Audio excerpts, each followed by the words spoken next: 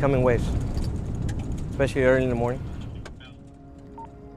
Hey partner, can you meet me down here in the Lower River Road, Rincon area as well? I'm gonna have a group of 9 to 11, all family units.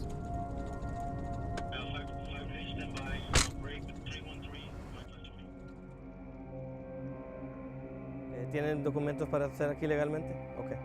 Yo soy un oficial de la patrulla fronteriza, ok. Pase. Ahorita le doy algo. Aquí tengo, ok. Pase para acá. Pase con mis compañeros. ¿Están bien de salud todos? Un poco cansadas, pero.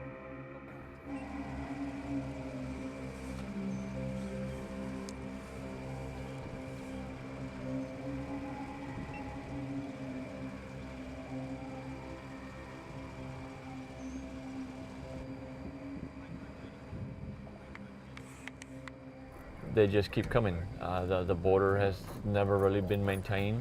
It's never been secured. So it has created an impact on us, even though we're 70 miles north of the border.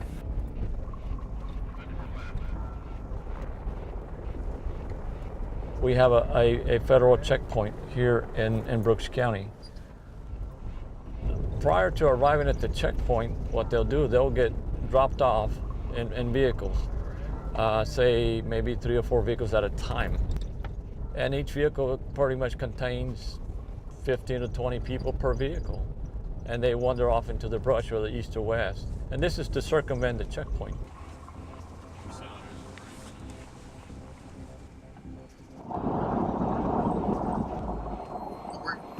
You got a vehicle right here that looks like it was ditched.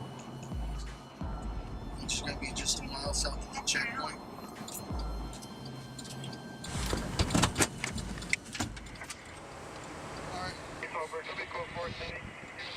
This is the last turnaround before the checkpoint that you can turn around without them being able to see you.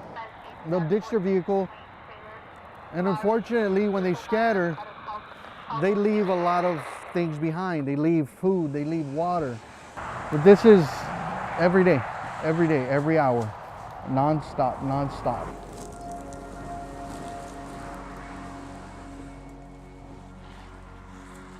We have 944 square miles. Lots of it is just brush terrain. A few sand dunes in there, but it is kind of harsh.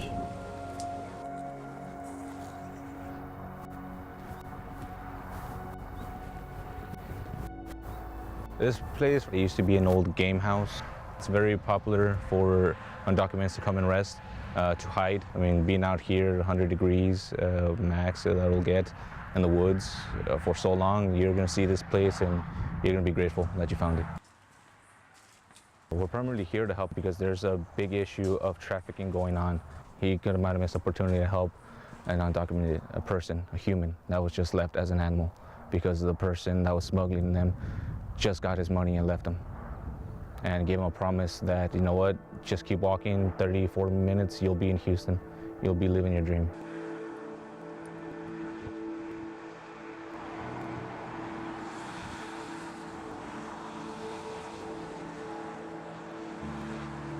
¿A dónde iba? A Houston. No comí nada desde a mediodía. ¿Cuánto pagó para venir aquí? 55,000. The average age has probably been around 23, 25, and usually from Central America, Honduras, El Salvador, Guatemala. There's also been an influx of young children unaccompanied by their parents coming through also.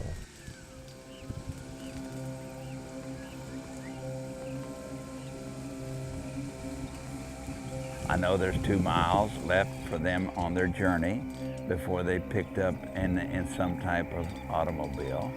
I know they're thirsty.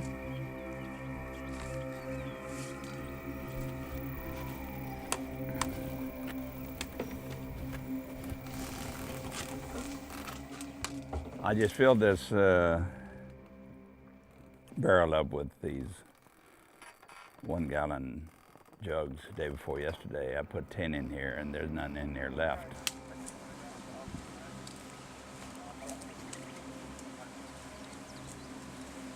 It gets pretty thick with all this vegetation and stuff, and it's a good place to hide. What I can see here, at least 10 people spent the night. That's a very fresh water jug there. There's kind of like a cleaned out spot where 2 of them slept, another one there. 1, 2, 3, 4, 5 over there. You can even see their little pillows. Probably, I would guess, about 10 that slept here last night and probably picked up early this morning.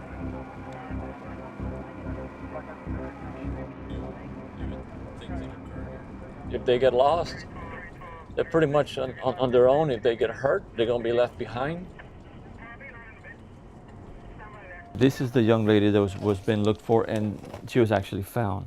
She was called in as a missing person. Border Patrol has her in custody. This other person is the one that we're currently looking for right now. I believe it's his aunt that came by the office and gave us this photo. If he's out on the brush, it's very difficult to even pinpoint any specific location.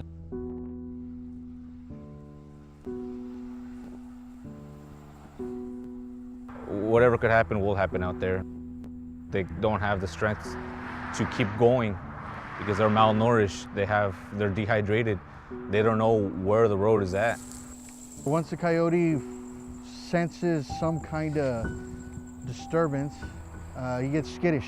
Sheriff's office, and he'll leave. And just leave his party of 8, 9, 10 behind. It's despicable. How can somebody do that to somebody else? I don't understand it.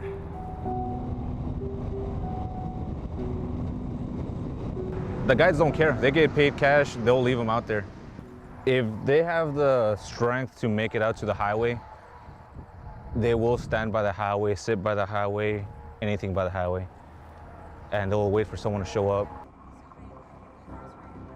21, just at 755.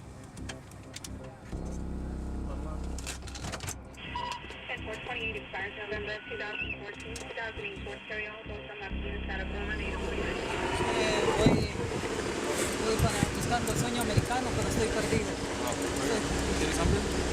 Cuando salí debajo del árbol, hice mi oración y le pedí a mi Dios que se hiciera su voluntad, de que si alguien me recogía. Desde hace 15 días vengo, estoy perdido. No he comido nada.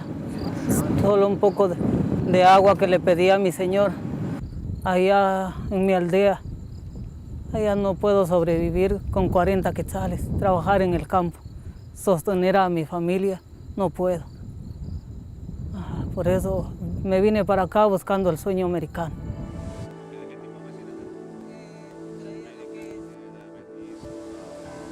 For the few that don't make it, that just literally sit down on a tree and that's the last thing they see. Their family members do not know if they ever made it. They will just unfortunately pass away and no one will ever hear from them again.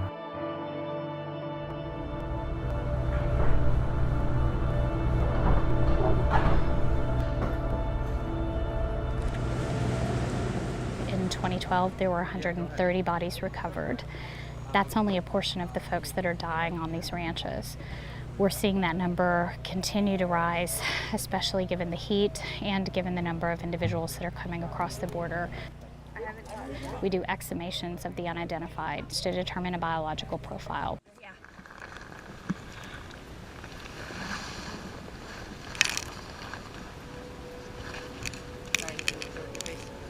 These individuals are invisible in life and they're invisible in death, and they'll never be reunited with their families if we don't come and recover them now and start doing decent and proper forensic analysis. We take DNA samples and submit those to the national databases for analysis and comparison with families who've reported them missing. But if we're not able to connect that with family members, then we're not able to make an identification.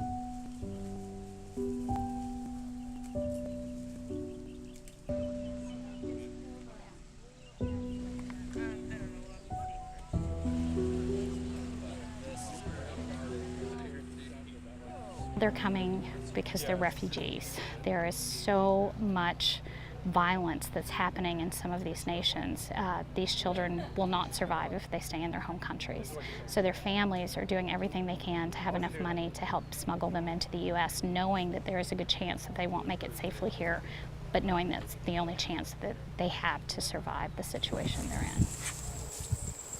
On May 17th, the Texas Border Volunteers reported 10 illegal aliens criminally trespassing into the ranch.